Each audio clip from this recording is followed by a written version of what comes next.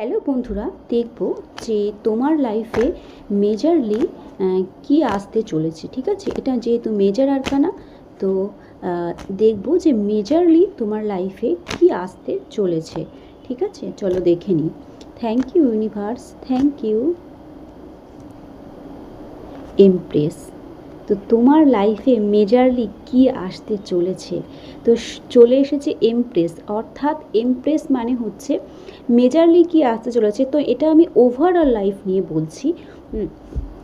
তোমরা যদি যারা এখানে কর্মক্ষেত্র নিয়ে দেখছো তাদের কর্ম, যারা লাভ লাইফ নিয়ে দেখছো তাদের জন্য মেসেজটা কিন্তু এটাই। এমপ্রেস মানে হচ্ছে গ্রোথ, বৃদ্ধি, উন্নতি।